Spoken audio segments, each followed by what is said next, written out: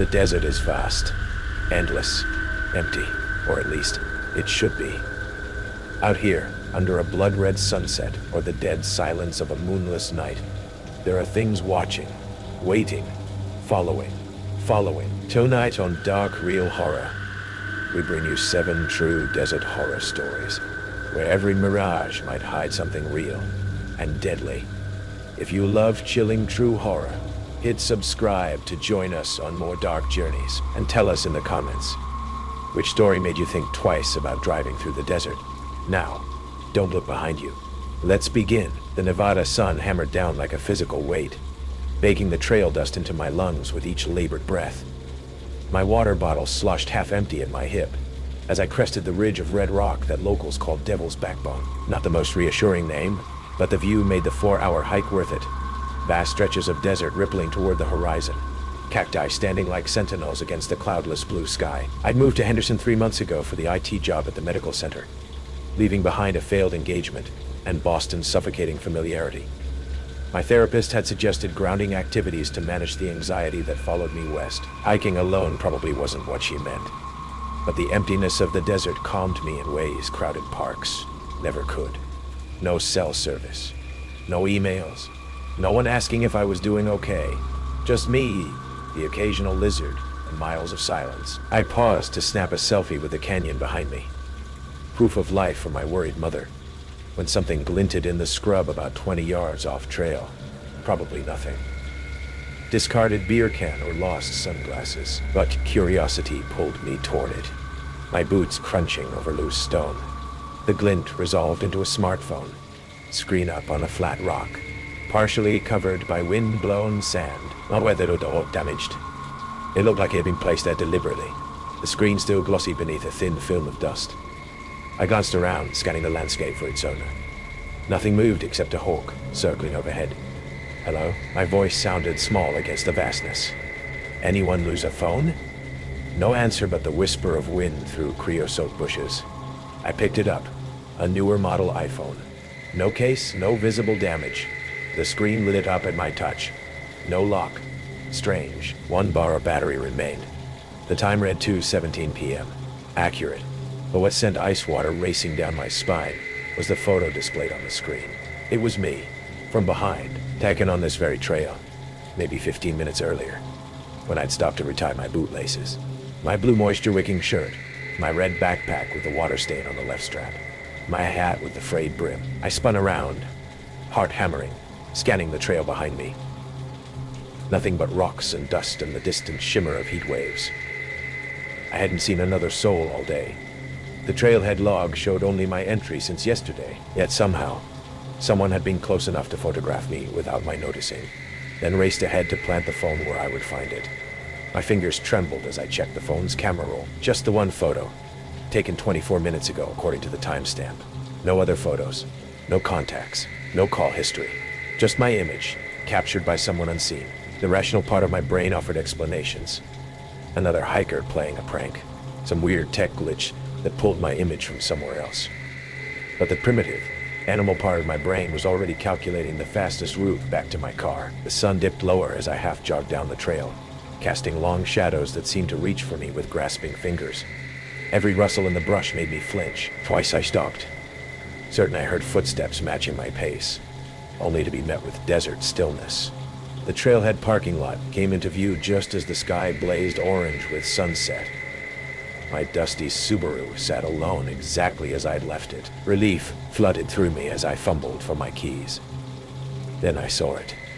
A small white rectangle tucked under my windshield wiper. Not a parking ticket. We were miles from any enforcement. With shaking hands, I plucked it free. A Polaroid photo of me, feet from behind, standing at the ridge, looking out over the canyon. Different from the phone image. This one from farther away, showing more of the landscape. Taken today, from someone who had watched me, followed me, and somehow beaten me back to my car. I threw myself into the driver's seat, locking the doors and starting the engine in one frantic motion. The car's headlights cut twin beams through the gathering darkness. As I sped down the gravel access road, dust billowing behind me. Back in cell range, my phone erupted with notification chimes, emails, texts, A missed call from my mother, normal life rushing back in. I pulled over at a gas station on the outskirts of town, hands still trembling as I called the non-emergency police line. Officer Reyes took my statement with professional detachment. Probably just kids messing around, he suggested, examining the Polaroid with gloved hands. We get bored teenagers up in those trails sometimes. They probably recognized you from town. I've only lived here 3 months, I said. I don't know anyone who would do this. He shrugged. We'll file a report, increase patrols in the area. But honestly, unless there's a direct threat, I knew what he wasn't saying. No crime had technically been committed. Photos in public spaces are legal. Nothing had been stolen or damaged. I was physically unharmed. But as I drove home, the weight of unseen eyes pressed against the back of my neck. My apartment offered little comfort. I double-checked the locks, drew the blinds, and tried to lose myself in mindless TV. Sleep came in fitful bursts, each creak of the building jolting me awake. The next morning, I called in sick to work. Paranoia kept me peering through the blinds, studying each car that passed, each stranger on the sidewalk. By afternoon, cabin fever and the need for normalcy drove me to the grocery store 3 blocks away. The store's fluorescent lights and piped-in music felt jarringly normal. I filled my basket mechanically, bread, eggs, coffee, trying to ignore how I flinched whenever someone passed too close behind me. At the checkout, the cashier, a teenager with braces and a name tag reading Emma, smiled as she scanned my items. Did you find everything okay? Yes, thanks. My voice sounded rusty from disuse. Cool phone case, she added, nodding toward my pocket where my phone peeked out. I glanced down, confused. My phone was in a plain black case, nothing special. The one in your back pocket, Emma clarified, pointing. Ice flooded my veins. Ice flooded my veins. I reached behind me, fingers closing around a slim rectangle that shouldn't have been there.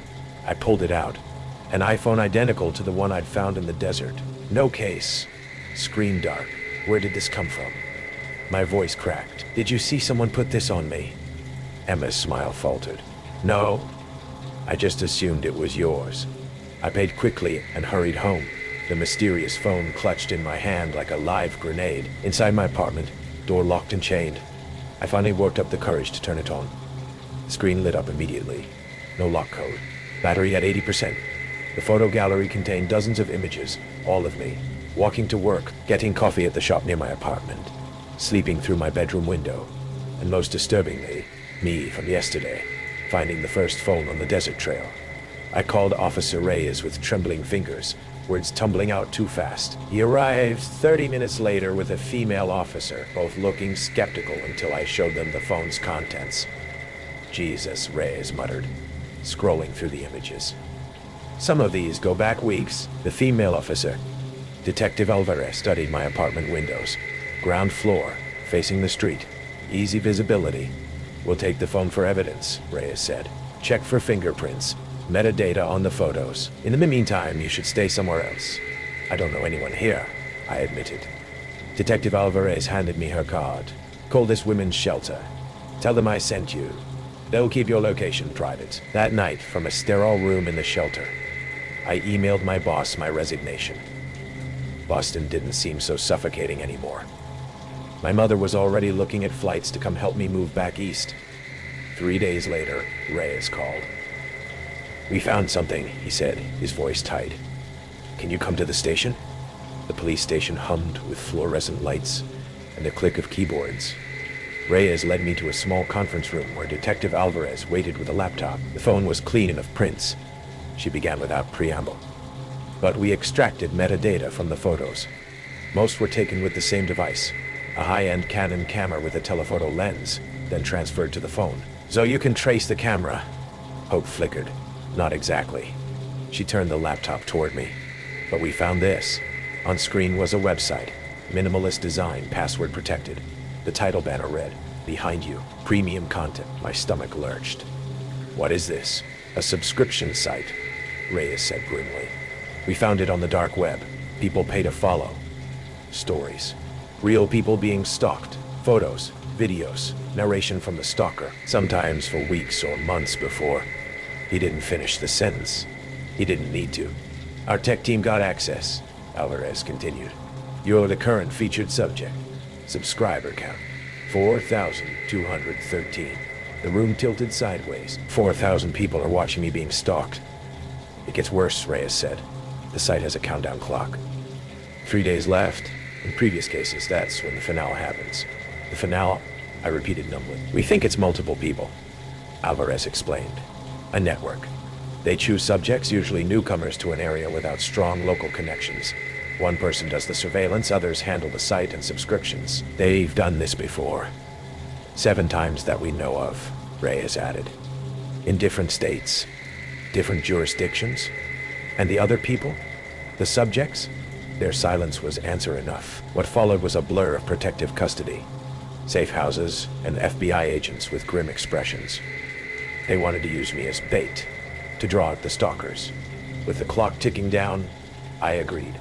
They moved me to a remote cabin outside town, wired with hidden cameras, surrounded by agents disguised as maintenance workers and hikers. I played my part, following their script, taking walks at predictable times, making visible plans to return to the hiking trail where this all began. On the final day, with the countdown hours away from zero, I sat on the cabin's porch, exposed and vulnerable as instructed.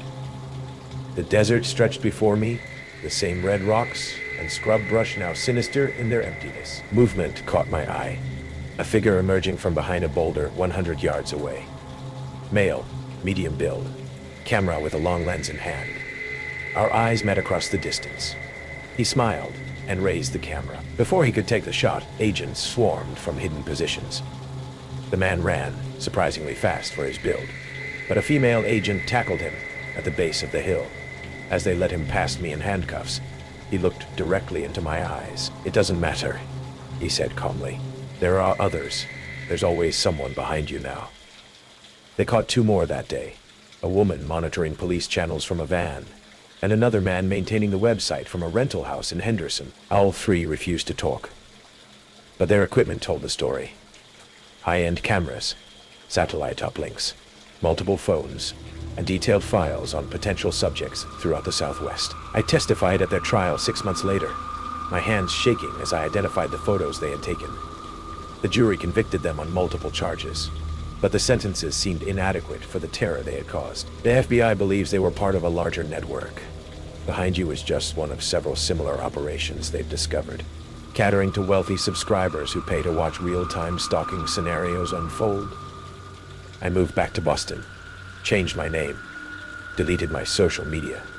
My apartment has no ground floor windows. I installed a security system that alerts me to any approach. But sometimes, walking down a crowded street or sitting alone in a coffee shop, I feel it, the weight of unseen eyes, the crawling sensation between my shoulder blades. I've developed a habit of taking photos over my shoulder, capturing the space behind me. Just to check, just to be sure. Because I know now what I didn't know then. In a world of voyeurs, anyone could be watching. And somewhere, a countdown clock might be ticking. The New Mexico sun bleeds orange across the horizon, painting the cracked asphalt of Route 66 in hues of fire. My beat-up Corolla sputters, the engine coughing its last breath just past a faded billboard for a diner long gone. I'm Lena, a 32-year-old barista from Albuquerque, driving solo to visit my sister in Flagstaff. I'm no stranger to road trips. My glove box is stuffed with mixtapes and gas station receipts. But this stretch feels desolate, the kind of empty that swallows sound. I pop the hood, cursing under my breath. The metallic groan of the car echoing into the dusk. Headlights cut through the haze, slow and deliberate. A dusty pickup pulls over, its engine idling like a low growl. A man steps out, his silhouette sharp against the dying light. He's tall, lean, dressed in an old sheriff's uniform. Tan shirt, badge glinting, hat tipped low. The uniform's wrong, though. Faded, stained, the badge scratched like it's been clawed at. My stomach twists as he approaches. Boots crunching gravel. Car trouble. His voice is smooth, too smooth, like oil sliding over glass. His smile doesn't reach his eyes, which are pale, almost colorless, catching the last of the sunlight. "Yeah," I say, forcing a grin. "Just overheated, I think. You alone out here?" His head tilts, smile widening. Nope. Meeting my boyfriend up the road. I lie, my pulse quickening. His smile doesn't falter, but his eyes narrow, like he's peeling back my words. Lucky I came by, he says, stepping closer. No station for 50 miles. My skin prickles. I glance at the empty road, the horizon swallowing itself. No cars, no lights, just the hum of his truck, and a faint rhythmic scraping, like metal dragging on metal, coming from his cargo bed. He offers to take a look, but his hands linger near his belt, where a holster sits empty, the leather worn and cracked. I nod, stepping back, my sneakers scuffing the dirt. He leans under the hood, but his movements are off, not checking hoses or wires, just hovering, his head turned slightly, watching me from the corner of his eye. The scraping from the truck grows louder, sharper, like something heavy shifting. I squint at the cargo bed, covered by a tarp, but it's moving, just slightly, like something's trapped beneath. Think it's your radiator, he says, straightening up. I can give you a lift to my place. Got tools there. Your place? My voice catches. No tow truck around. He chuckles, low and dry, like rustling leaves. Not out here, darling. The word lands like a stone in my gut. I glance at my phone, no bars, no signal. The air feels heavier now, the silence pressing in, broken only by that scraping, now joined by a faint, wet thud from the truck. I'll wait for a passerby, I say, backing toward my car. His smile twitches, and he steps closer, blocking the driver's door. Safer with me, he says, his voice dropping, eyes locked on mine. Folks go missing on this road. My heart hammers. I fumble for my keys, but they slip, clattering to the ground. He doesn't move to pick them up, just watches, his fingers brushing the empty holster. The scraping stops abruptly, replaced by a low, guttural moan from the truck. My blood runs cold. It's human. I dive for the keys, my hands shaking as I jam them into the lock. He lunges, his hand grazing my arm, his grip cold and clammy. I wrench free, slamming the door and hitting the lock. The car won't start, but I floor the gas anyway, praying for a miracle. The engine sputters, then roars. I peel out, gravel spraying, his silhouette shrinking in the rear view.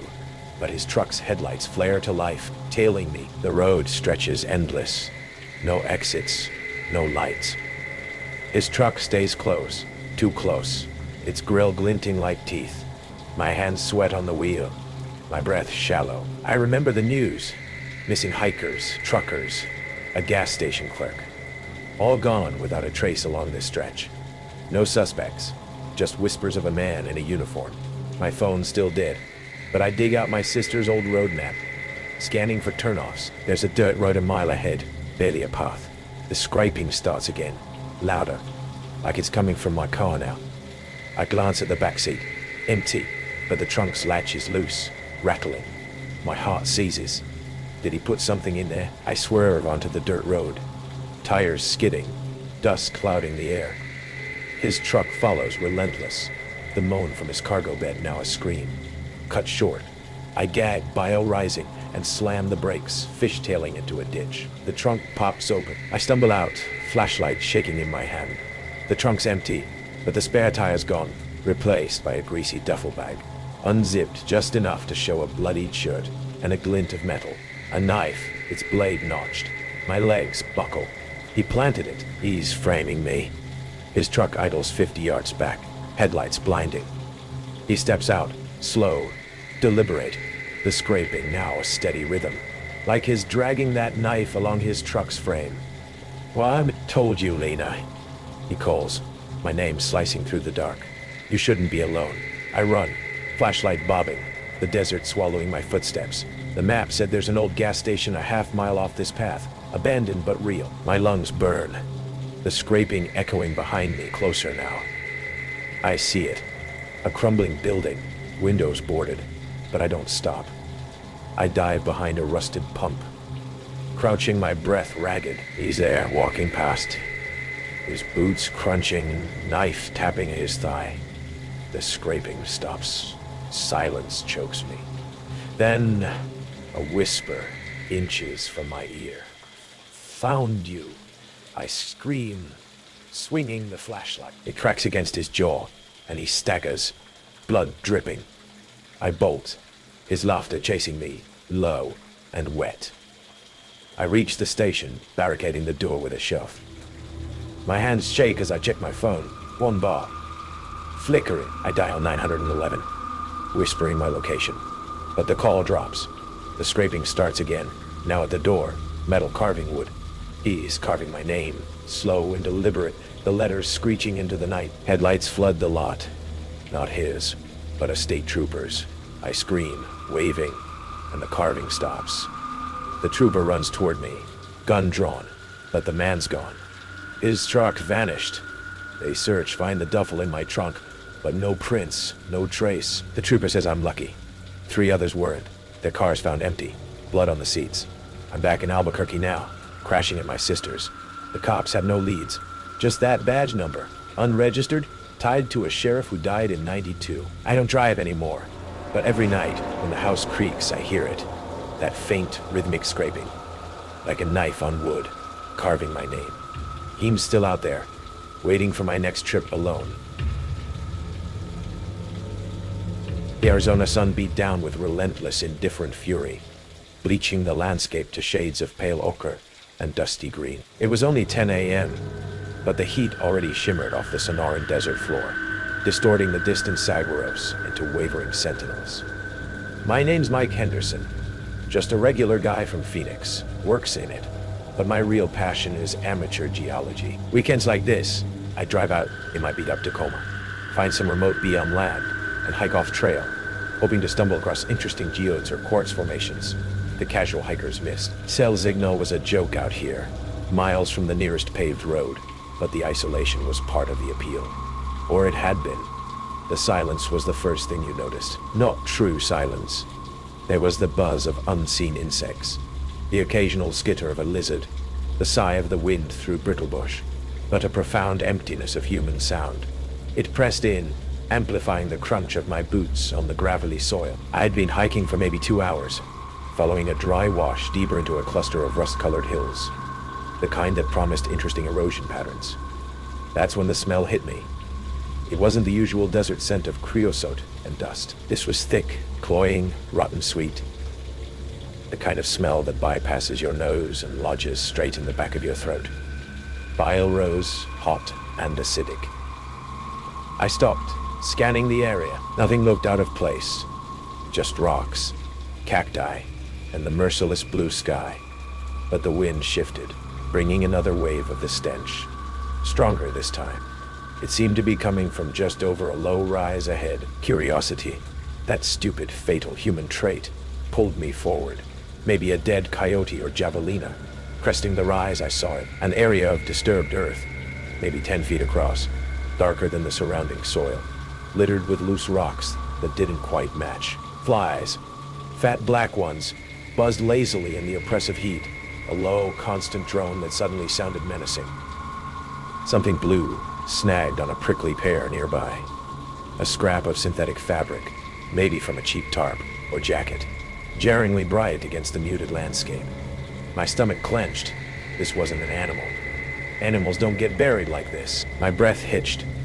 My gaze swept the area with frantic energy. Just yards away, another patch of disturbed soil, slightly smaller, and beyond that, another, partially hidden by a scraggly mesquite. 3 of them, shallow, hasty. A cold sweat broke out on my forehead, instantly evaporating in the furnace-like air, leaving my skin feeling tight and clammy. This wasn't a single grave. This was a dumping ground. My heart hammered against my ribs like a trapped bird. Cartel? Serial killer? The thought screamed through my mind, incoherent and terrifying. This was the kind of place you heard about on late-night news reports, the kind of place people vanished into. I fumbled for my phone, knowing it was useless. No bars, zero signal. Panic began to claw its way up my throat, tasting like copper. I was miles from my truck, miles from anywhere. Alone. Utterly, terrifyingly alone. Or was I? Suddenly, the vast, empty desert felt crowded, watched. Every shadow seemed too deep. Every rock a potential hiding place.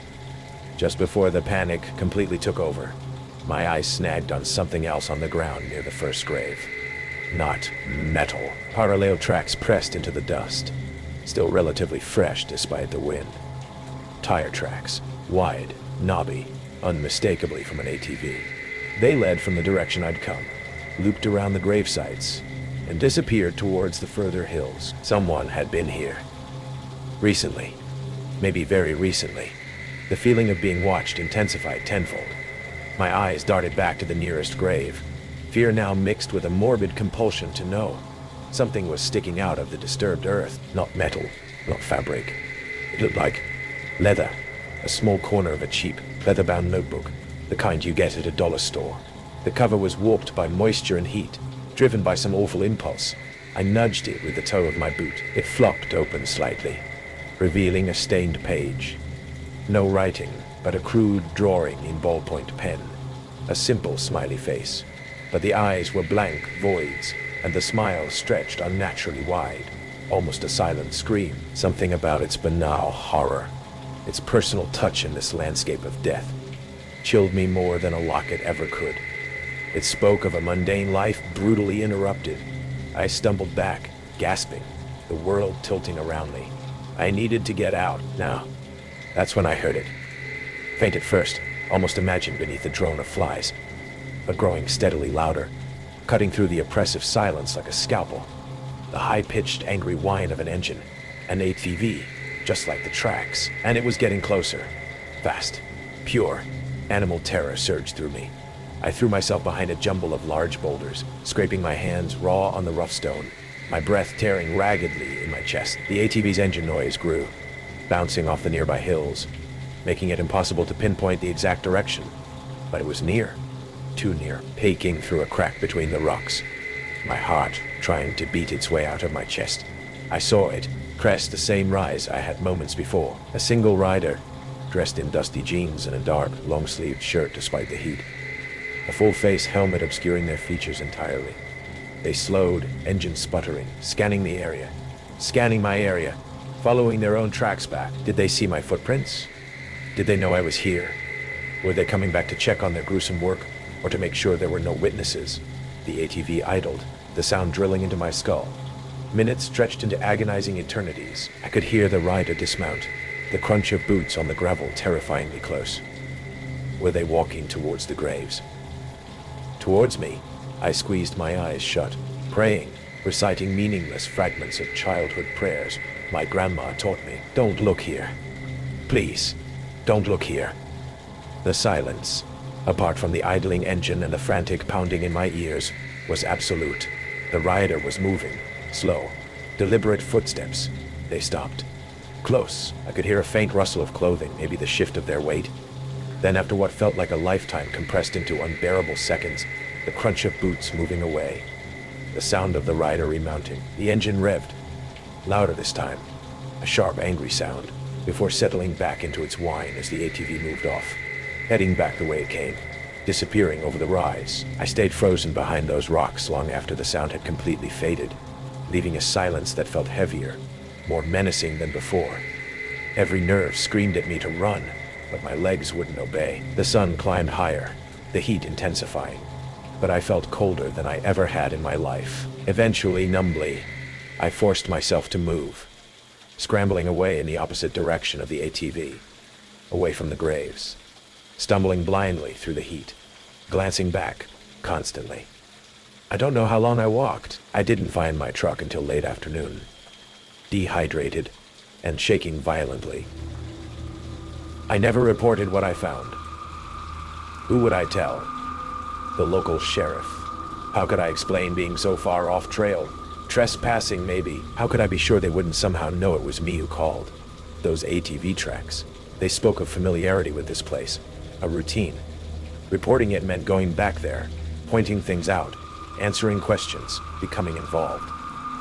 And what if the rider, or whoever they worked for, found out? In a city the size of Phoenix, finding some anonymous guy isn't impossible. The fear of what could happen, of becoming another name whispered on the news, outweighed my civic duty, my conscience.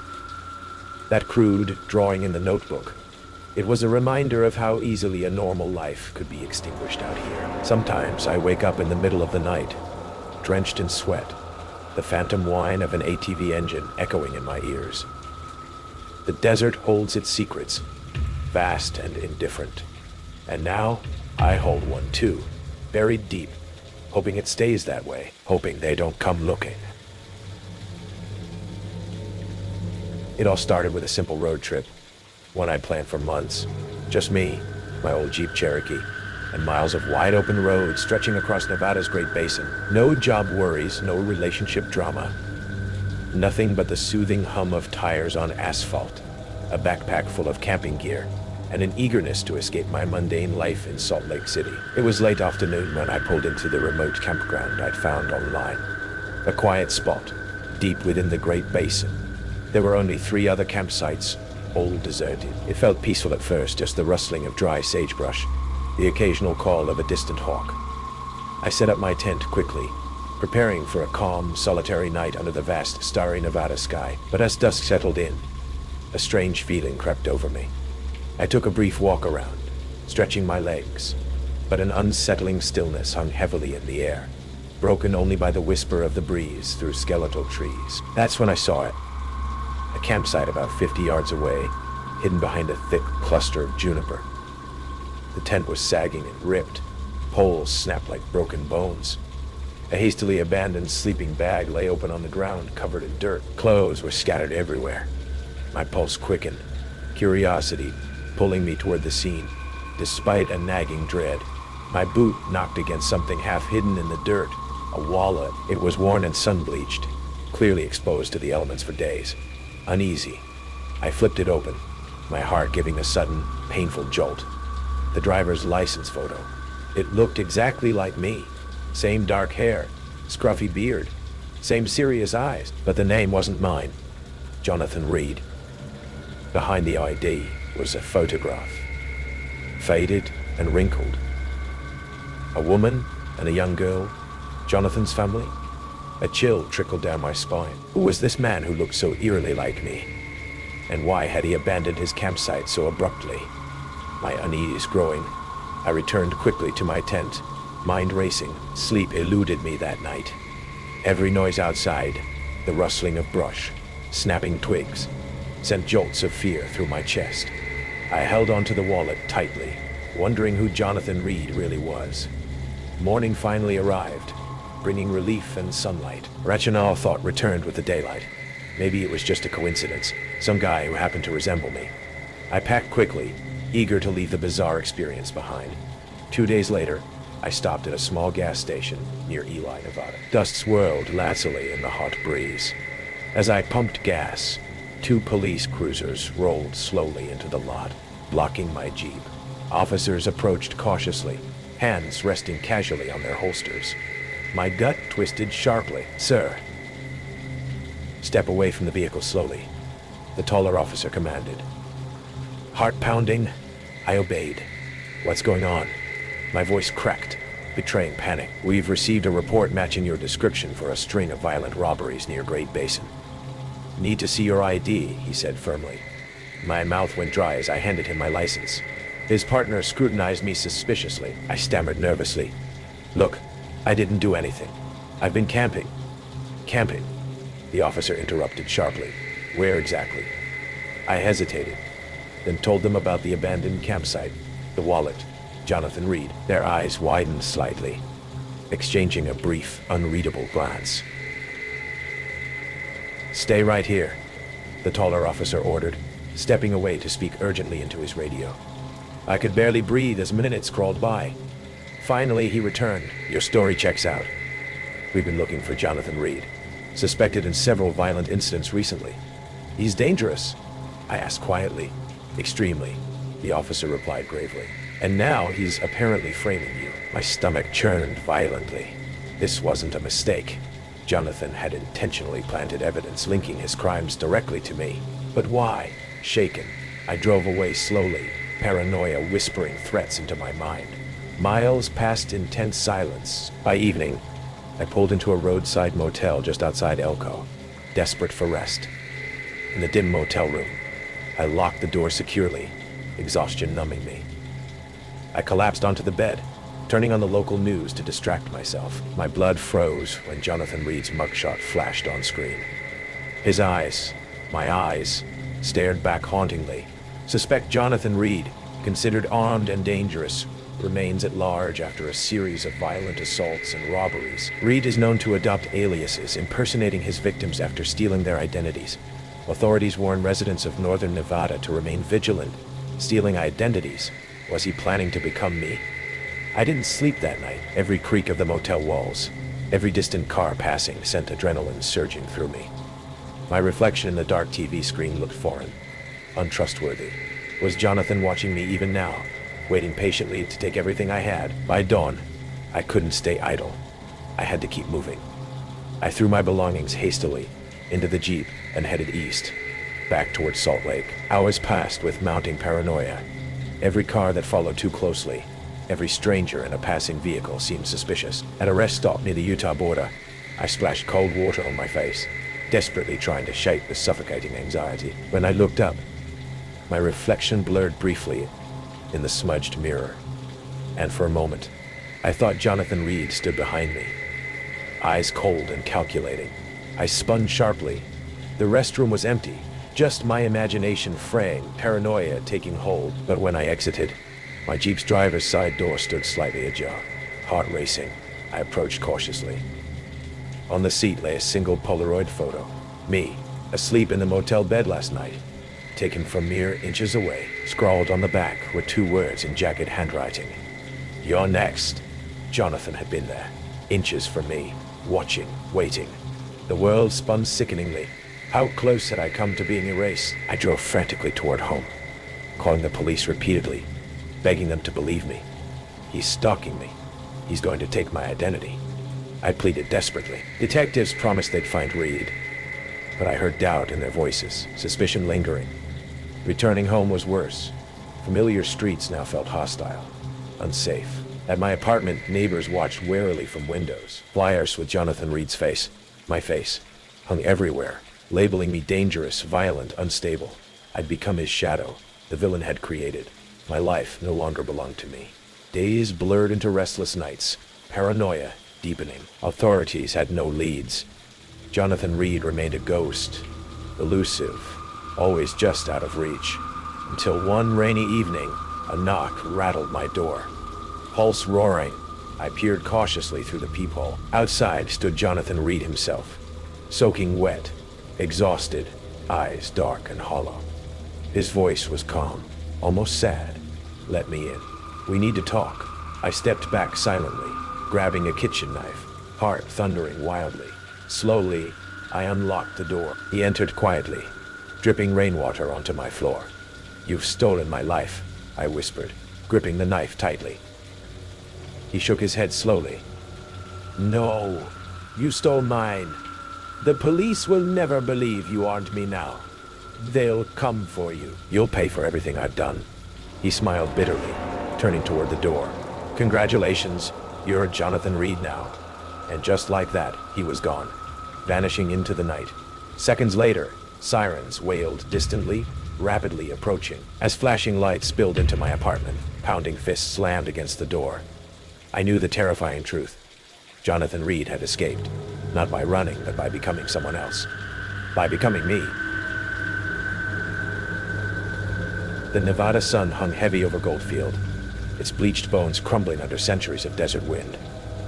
I adjusted my GoPro, framing the sagging saloon through my viewfinder. Day 17 of my ghost town tour, I narrated, stepping over a rusted-out Model T.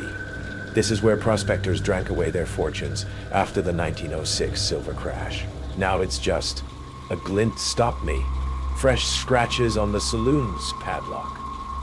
I glanced around the dusty street, empty, always empty. Most tourists stuck to the maintained areas near the museum. Out here, 5 miles from the gift shops, even the ghosts got lonely. The door creaked open to darkness and the sharp tang of mildew. But as my eyes adjusted, the anomalies emerged. Steel reinforcement bars behind rotting wood panels, a modern deadbolt on the back door, battery-powered lead strips along the baseboards. "What the hell?" my whisper echoed. The floorboard snapped before I felt the vibration, A deep, subsonic hum. Metal shutters slammed over the windows, plunging me into blackness. A voice boomed from hidden speakers. Intruder detected. I lunged for the exit. The door refused to budge. My phone. No signal. GoPro battery dead. Then the real noise began. Thuds from below. Slow, dragging steps ascending stairs I couldn't see. I scrambled behind the bar, knocking over a row of dusty bottles. The footsteps paused. A flashlight beam sliced through the dark, catching the edge of my sneaker. Tourists, the voice growled. Think these towns belong to you. To film, to play. The beam swept closer. But the desert's got its own laws, girl. The light landed on his boots. Military issue. Crusted with dirt that flaked like dried blood. My breath hitched. You're trespassing, he said, rounding the bar. The shotgun in his hands gleamed oil black. And out here, that's a death sentence. His face came into view. Late 50s, a jagged scar cutting through his beard. And the tattoo, 88, inked crookedly on his neck. White supremacist. Prison rank. My mind raced. Reno armored truck heist. $3 million. Suspects linked to hate groups. Harmon's crew. I choked out. The FBI's got drones scanning these towns. They'll burn you out. He laughed, gold incisor glinting. Drone cops. He spat on the floor. I buried 6 lawmen in these hills. Their bones sing when the wind blows. The shotgun racked. You'll sing louder. I bolted toward the cellar stairs, his laughter chasing me. Run, rabbit. Let's see if you're smarter than the last one. The basement reeked of gun oil and rot. Shelves lined with ammunition crates. A map of the Southwest pinned to the wall, marked with red X's, and the photos, dozens taped to a beam. Missing hikers. A park ranger couple. All staring wide-eyed, dated after the heist. A tripwire glinted in my peripheral vision. I ducked as a weighted net swung from the ceiling, missing me by inches. Traps. He's rigged the place. His boots thundered downstairs. Cute trick, huh? That one got a Boy Scout last fall. Took him hours to stop twitching. I grabbed a rusted pickaxe leaning against a crate. Why keep the photos? Trophy collection. Reminders. He stepped into the lantern light, face twisted, that no matter how high they think they are. He gestured upward, toward the surface world. We're the rats in the walls, and rats always outlive the house. He lunged. I swung the pickaxe, clipping his shoulder. He roared, backhanding me into shelves. Mason jars shattered. Not preserves, but teeth. Hundreds swirling in formaldehyde. You see it now, don't you? He loomed over me, breath reeking of meth and rot. This is what your world can't stomach. That some of us choose the dark. That we thrive in it. I hurled a jar at the kerosene lantern. Fire erupted across spilled fuel. No, he batted at the flames, devouring his pants, screaming curses. You bitch! They'll come for you. Every step you take. I fled upstairs, clawing at shutter releases. Daylight blinded me as the metal groaned open. Police found the gold. The guns. Not the photos. I burned them. Not him. He vanished. Now my ghost town's alive. Channel thrives. Channel thrives. Comments pour in. So realistic. The fear in your eyes, gay. But last night, an email arrived. From RatKing88 at .netmail.com subject. Episode 12 lighting note body. Next time, check the mirror at 3:47. I do. The screenshot shows my reflection in a dusty saloon mirror. And behind me, faint but unmistakable, a man with a gold tooth, smiling. The endless ribbon of I-10 stretched out before me, shimmering under the relentless New Mexico sun, even as dusk began to bleed purple and orange across the vast sky. Phoenix was still hours away, and the monotonous drone of the highway had long since lulled my brain into a state of dull fatigue. My name's Sarah Jenkins. I manage a bookstore back home. Nothing exciting. Just a quiet life. Nothing exciting.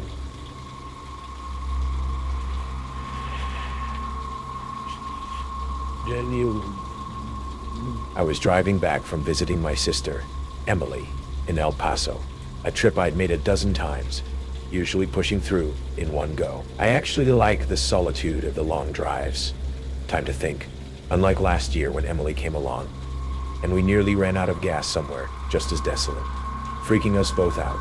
But this time, exhaustion weighed on me like a physical thing. But coffee wasn't cutting it anymore. I tried calling Emily just to hear her voice before pulling over, but the phone just showed no service. Against my better judgment, I saw the blue sign for a rest area coming up. Next rest area, 62 miles. 62 miles felt like an eternity. I pulled off, the crunch of gravel under my tires sounding unnaturally loud in the sudden quiet. It was one of those desolate spots. A couple of concrete picnic tables bolted to the ground. A small, windowless cinder block building for restrooms, and acres of empty, scrubby desert stretching out in every direction under a sky rapidly filling with stars. Only one other vehicle was there. A beat-up pickup truck parked way at the other end. Engine off, windows dark, seemed deserted. Still, a faint unease prickled at the back of my neck. It felt exposed, but exhaustion won out. I locked the doors of my sensible sedan, reclined the seat, and closed my eyes, telling myself a quick hour nap was all I needed. I woke up abruptly, unsure what pulled me from sleep.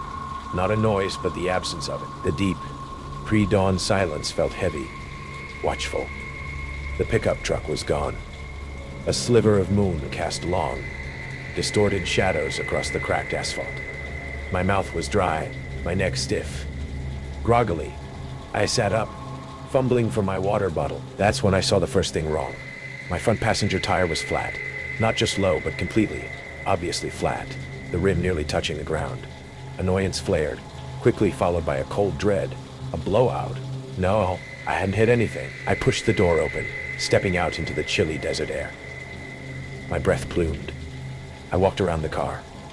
Both tires on the passenger side were slashed. Deep, deliberate gashes in the sidewalls, not random vandalism. This was targeted. My heart started hammering against my ribs. Okay, stay calm. Call roadside assistance. I scrambled back into the car, grabbing my phone. No service, of course. Panic began to bubble, hot and thick in my throat. I scanned the empty rest area, the vast, silent desert beyond. Nothing moved, just the wind whispering through the sparse vegetation, sounding like hushed, mocking laughter. Who would do this, and why? Then I saw it. Etched into the dusty film on my windshield, directly in my line of sight from the driver's seat. Scratched deep into the glass itself, the marks crude but unmistakable, reflecting the faint moonlight. A single word, walk. The air left my lungs in a whoosh. It wasn't a suggestion. It was a command. Cold terror, purer and sharper than anything I'd ever felt, washed over me. Someone had been here while I slept, close enough to slash my tires, close enough to carve that word into the glass inches from my face. They had watched me, and they wanted me out of the car, out here, vulnerable. My hands trembled as I tried the car doors again. Lock. Thank God I'd locked them. But the flimsy lock felt useless now. Against what? Against who? I peered into the oppressive darkness surrounding the small island of the rest stop. Were they still out there? Watching? Waiting for me to obey? Minutes stretched into an eternity. The silence pressed in, broken only by the frantic thumping of my own heart. Every rustle of wind sounded like footsteps. Every distant shadow seemed to shift and coalesce into a human form. Should I wait until sunrise? Maybe someone else would stop. But the isolation felt absolute, and the command on the windshield pulsed with menace. Walk. Where? Why? Just as the thought of staying locked in the car felt safest, I heard it. A faint, indistinct scuffing sound from near the cinder block restrooms. A brief drag, like something heavy being moved. Or someone shifting position in hiding. The safety of the car suddenly felt like a trap. The first hint of dawn began to paint the eastern horizon, turning the sky from inky black to a bruised purple. The faint light offered no comfort, only revealing the stark, terrifying emptiness of my surroundings. Staying here felt like waiting in a trap. Obeying felt like madness. Stepping out into the unknown, into the predator's territory. But what choice did I have? That noise, however small, had decided for me. My eyes fell on the tire iron under the passenger seat. A pathetic weapon, but better than nothing. Clutching it, my knuckles white, I took a deep breath and unlocked the door. The click echoed unnaturally loud. I pushed it open and stepped out. scanning frantically in all directions. Nothing, just the silent restrooms, the empty picnic tables, the endless desert. Which way? The highway stretched east and west. Walking along the interstate felt suicidal, exposed. But walking into the desert, that felt like giving up. The word on the windshield offered no direction. Just walk. Hesitantly, heart pounding, I started walking east, back the way I came, staying close to the edge of the asphalt, the heavy tire iron cold in my sweaty palm. Every few steps I risked a glance behind me. Nothing. The rest stop shrank in the distance, my disabled car a small vulnerable speck. The sun began its climb, bringing with it the promise of brutal heat. After maybe 20 minutes of walking, my legs shaky, my throat raw, I saw something on the shoulder of the road ahead. Not debris, something placed deliberately. As I got closer, my blood ran cold. It was a single, worn hiking boot. Sides a large man's, a sturdy timberland, placed neatly upright on the white line, like a marker or a trophy. I stopped dead, staring at it. This wasn't random. Whoever did this was playing a game, a sick, terrifying game, and I was the pawn. The boot felt like another command, another nudge in a direction I didn't understand. I looked around wildly. Hills shimmered in the growing heat haze. Was someone up there, watching me react? Then I heard it again, not an ATV this time, the low rumble of an engine, approaching slowly from behind me. Headlights appeared, cutting through the early morning light. Hope surged, quickly followed by terror. Was it help? Or was it them? The vehicle slowed as it neared. A large, dark-colored SUV with tinted windows. It pulled alongside me, matching my hesitant pace. The passenger window hummed down. I couldn't see the driver clearly through the tinted glass and the glare. Just a silhouette. No words were spoken. They didn't need to be. The presence itself was suffocating, radiating menace. I caught a glimpse of something on the dashboard. A small bobblehead hula dancer, swaying gently. The incongruous normalcy of it made it even more chilling. After a few agonizing seconds, the SUV accelerated smoothly, pulling ahead. As it passed, something small and dark was tossed from the passenger window, landing silently in the dust a few feet ahead of me. My feet wouldn't move. I watched the SUV drive away, disappearing over a rise without speeding up, without looking back. My gaze dropped to the object in the dust. It was a cheap, pleather-bound notebook, identical to the one I kept my mileage log in.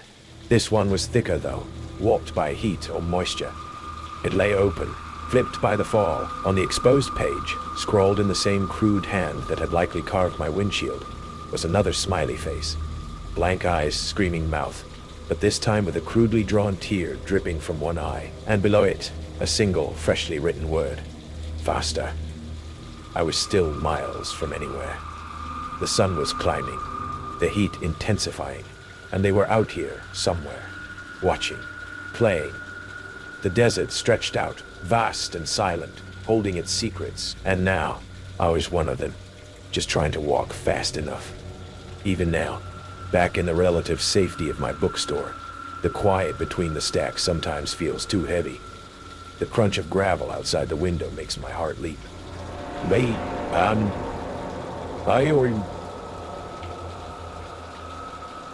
how done it? Every dark SUV that passes sends a jolt of ice through my veins. And sometimes, on quiet nights, I swear I can smell desert dust and that old fear, and I have to check the locks 3 times before I can breathe again. The Nevada highway stretched into infinity, a black asphalt river cutting through a moonless desert. It was well past 2 a.m., and the hypnotic drone of my engine, combined with 12 hours on the road driving back to Cali from a soul-crushing sales conference in Salt Lake, had left me dangerously fatigued. My name's Jake Riley, sales rep, just another road warrior trying to make it home to Laura. I hate these late-night drives. Ever since a near miss with a deer a few years back, my eyelids felt like sandpaper, my throat like dust, the glowing green sign for Desert Star Gas and Go. Last stop 100 miles felt less like a choice and more like a lifeline. Pulling off the highway, the silence hit me first, broken only by the pinging of my cooling engine and the crunch of tires on loose gravel. The gas station was an island of harsh fluorescent light in an ocean of black. Old pumps stood under a flickering canopy, casting long, dancing shadows. The store itself looked small, tired, its windows grimy. No other cars. Just the vast, indifferent desert pressing in from all sides. A shiver traced its way down my spine despite the mild night air. Something felt off. Too quiet. Too still. But I desperately needed water. The bell above the door gave a pathetic little jingle as I pushed inside. The air hung thick with the smell of stale coffee, dust, and something vaguely chemical, like cheap air freshener failing at its job. Fluorescent tubes hummed overhead, one flickering erratically, casting strobing shadows. Shelves lined with dusty bags of chips and sun-bleached candy bars seemed to lean inward. Behind the counter stood the cashier, an older man, maybe late 60s, with pale, papery skin stretched tight over sharp cheekbones. His eyes, sunk deep in shadowy sockets, darted towards me, then quickly away, fixing on some invisible point below the counter. He didn't say anything, just stood there, unnervingly still, his hands hidden from view. "Let's call him Earl." "Just a bottle of water, please," I mumbled, my voice raspy.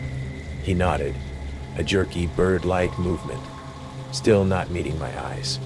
He reached under the counter, his movements slow, deliberate. Instead of grabbing a bottle from the cooler behind him, his hand reappeared holding a small folded piece of paper. Looked like a torn scrap from a brown paper bag. As he slid it across the worn Formica countertop towards me, he leaned forward ever so slightly, his lips barely moving, whispering so low, I almost didn't catch it over the buzzing lights. "Go! Now! Don't look!" His hand trembled visibly before vanishing back below the counter. Confused and now seriously unnerved, I picked up the scrap. I unfolded it. 4 words were scrawled in messy, blocky letters, written with what looked like a dying ballpoint pen. Don't look at them. A jolt, cold and electric, shot through me. What the hell? I looked up at Earl, questions forming, but he just shook his head frantically. A silent, desperate plea, his eyes wide now, fixed on the grimy floor tiles, radiating sheer terror. The silence in the store stretched, thick and suffocating, broken only by the buzz of the lights and the frantic pounding of my own heart in my ears. Then, who were them? My gaze flickered towards the large, dusty windows facing the empty parking lot and the black desert beyond. There was nothing out there but darkness and the humming pumps. Was this some kind of prank? A local weirdo? But our sphere, his whispered warning, felt utterly genuine, palpable.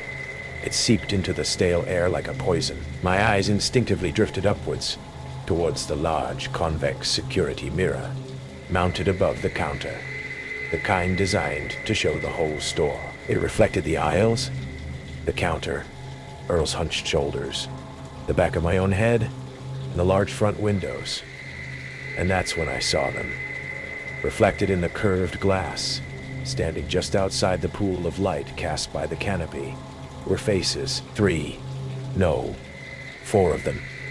Pale ovals hovering in the darkness beyond the glass.